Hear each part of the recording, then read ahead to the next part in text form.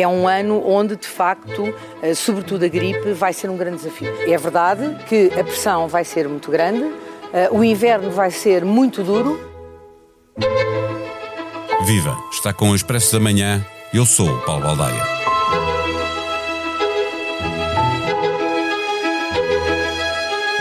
Um inverno mais rigoroso, com mais frio e mais chuva, aliado a um Serviço Nacional de Saúde com urgências que estão elas próprias a precisar de cuidados, dispensava bem uma nova estirpe da gripe que a produção das vacinas não conseguiu antecipar.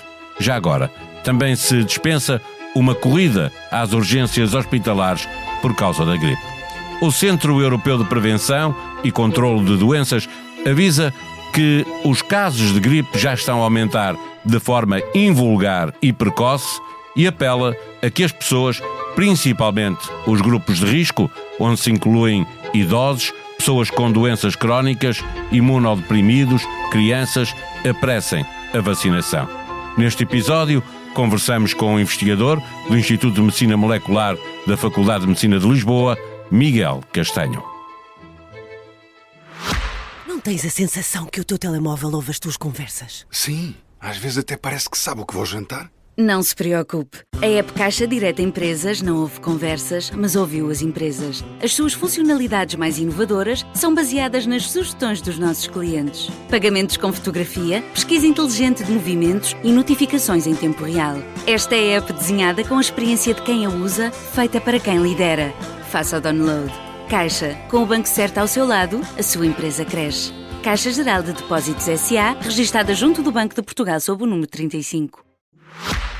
Viva, professor Miguel Castanho. O ECDC lançou um alerta aos países da União Europeia para acelerarem a vacinação por causa de uma nova variante do vírus influenza que causa preocupação. Leio em vários jornais que se trata da estirpe H3N2 e pergunto, esta estirpe não era já conhecida?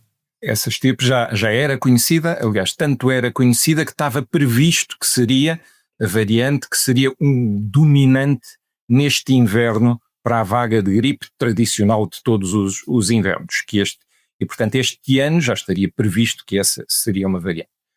O que não estava previsto é que houvesse um pequeno desvio do vírus, algumas mutações que apareceram na zona de ligação dos anticorpos, e, portanto, levantou-se a questão de até que ponto é que este subtipo, estas pequenas alterações, poderiam fazer ou não alterar a eficácia da vacina.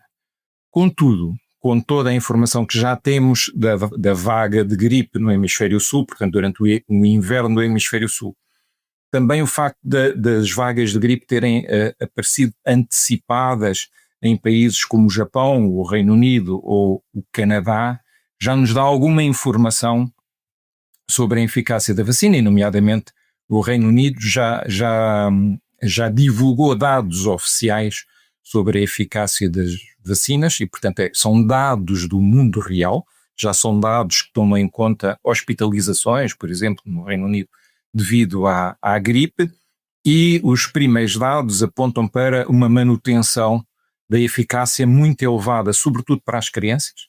Portanto, há uma manutenção da eficácia da vacina nas crianças e há uma eficácia muito razoável na população mais idosa. Como é que se forma isto? Portanto, quero dizer, deixe-me primeiro fazer aqui uma síntese, que aquela vacina que está a ser administrada em Portugal é a mesma e, portanto, tem eficácia, deve ser na mesma administrada e as pessoas devem ir à procura da vacina.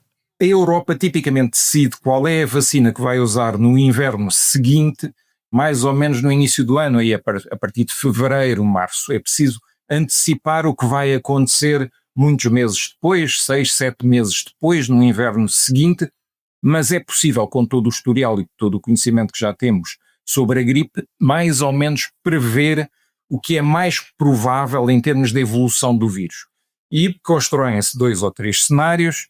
Um dos cenários que foi antecipado para fevereiro foi o do crescimento deste vírus H3N2, mas também eventualmente o facto do vírus H1N1 também se poder tornar dominante, até mesmo um tipo de vírus de menor perigosidade pandémica, um tipo B, Portanto, nós até usamos uma vacina chamada trivalente, que toma em conta 3 possibilidades de vírus para se tornarem dominantes.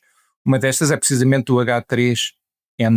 O aparecimento destas novas estirpes, ou mesmo que sejam subtipos, muda alguma coisa em relação aos sintomas? Ou seja, nós percebemos que a gripe normal e o Covid, ou mesmo a gripe A, dão mais dores no corpo.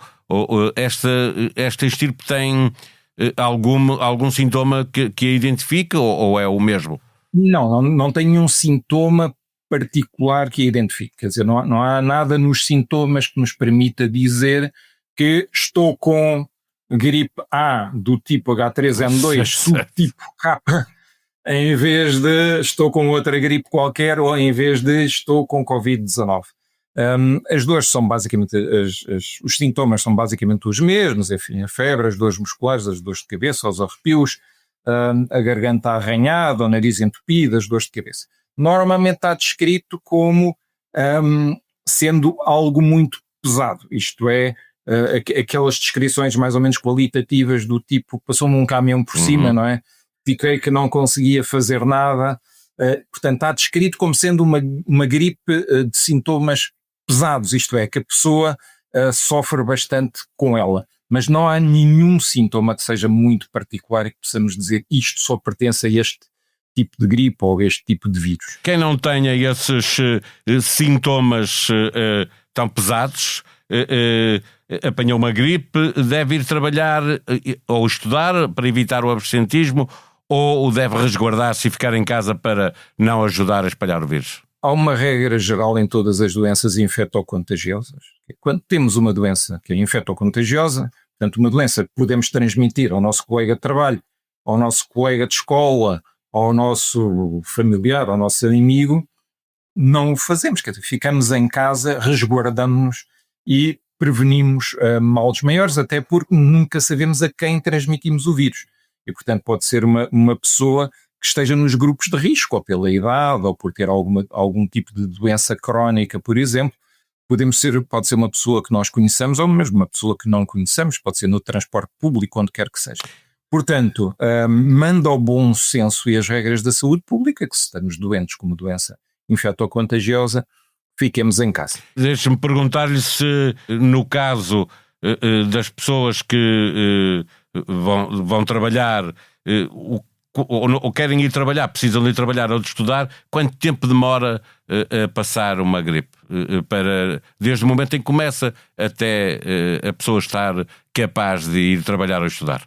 Sim, até que entre a pessoa ser infectada e normalmente aparecerem os primeiros sintomas, que é ali o período de incubação, vão alguns dias, digamos 3, 4 dias. Tipicamente, enfim, nós já temos essa experiência da pandemia, Exato. Quase todas as pessoas foram infectadas com vírus respiratório, e aqui não será muito diferente das outras estirpes do vírus da gripe, mas eu diria que na prática há assim entre 5 dias e uma semana, em 7 dias, será mais ou menos o período de multiplicação do vírus, o período em que a pessoa desenvolve sintomas e consegue depois começar, em termos imunológicos, a derrotar o vírus no corpo. É claro que a pessoa vacinada já está melhor preparada e, portanto, já tem um sistema imunológico preparado para o contacto com aquele vírus. A vacinação é isso mesmo. Portanto, quem quer que esteja vacinado está melhor preparado para combater aquele vírus, quer em termos de sintomas, quer em termos de duração da doença, sobretudo está muito mais protegida contra a evolução da doença para formas muito mais graves, isto é, contra hospitalizações ou mesmo formas muito graves da doença. Não tenhamos dúvidas, e é preciso termos isso bem consciente, que a gripe é uma doença potencialmente mortal, pelo menos para algumas pessoas. E ao contrário da Covid-19, nós não estamos só a falar das pessoas mais idosas, agora estamos a falar de crianças também. As crianças são um grupo de risco para a gripe.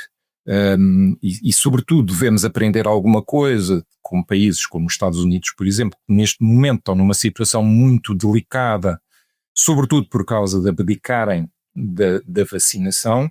A gripe está a ter dos piores registros em 15 anos. Já morreram centenas de crianças devido à gripe nos Estados Unidos, e a isso não é estranho o facto de as taxas de vacinação nos Estados Unidos estarem a ser muito baixas.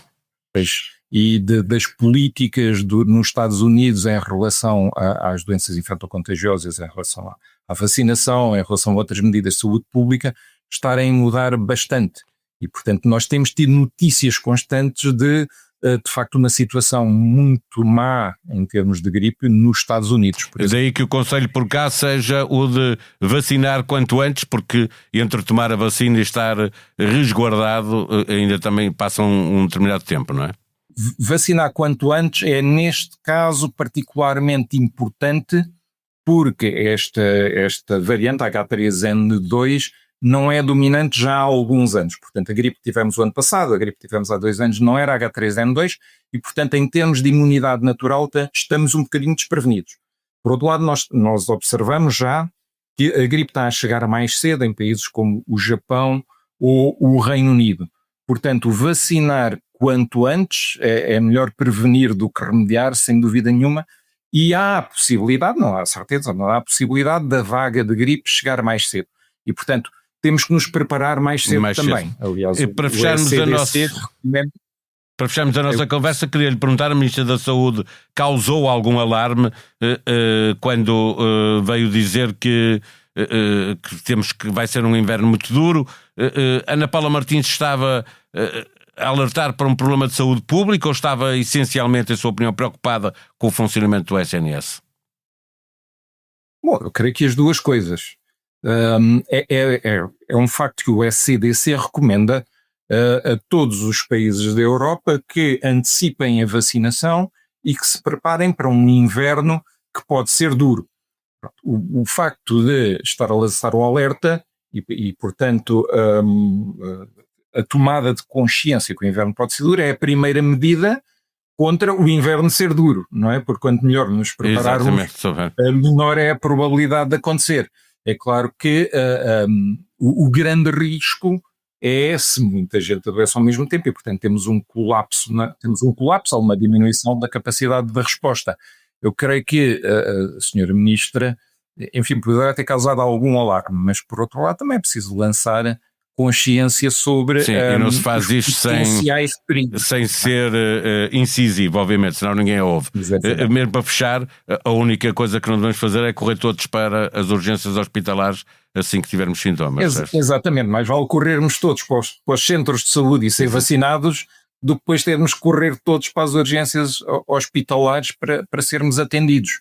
E, portanto, está agora na hora, quer dizer, quem vai para o mar prepara-se em terra, não é o ditado popular.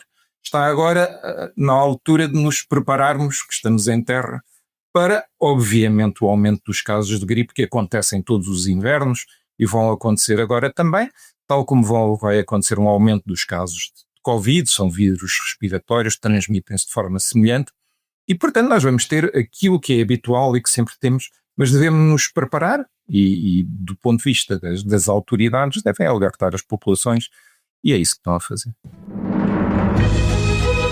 Num episódio especial de 2 partes, do Humor à Primeira Vista, Hermano José conversa com Gustavo Carvalho sobre o caso Anjos versus Joana Marques, o rol de estrelas que recebia no Urban Sick, e conta a história de como quase conheceu uma das grandes atrizes de Hollywood.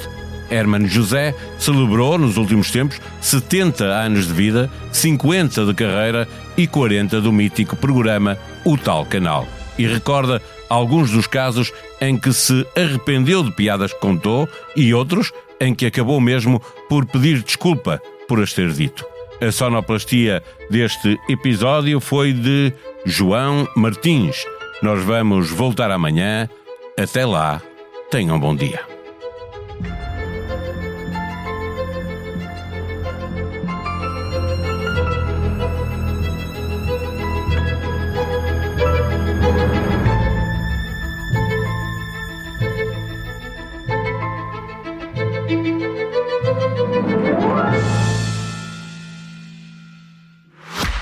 Tens a sensação que o teu telemóvel ouve as tuas conversas? Sim, às vezes até parece que sabe o que vou jantar. Não se preocupe. A app Caixa Direta Empresas não ouve conversas, mas ouviu as empresas. As suas funcionalidades mais inovadoras são baseadas nas sugestões dos nossos clientes. Pagamentos com fotografia, pesquisa inteligente de movimentos e notificações em tempo real. Esta é a app desenhada com a experiência de quem a usa, feita para quem lidera. Faça o download. Caixa, com o banco certo ao seu lado, a sua empresa cresce. Caixa Geral de Depósitos S.A., registada junto do Banco de Portugal sob o número 35.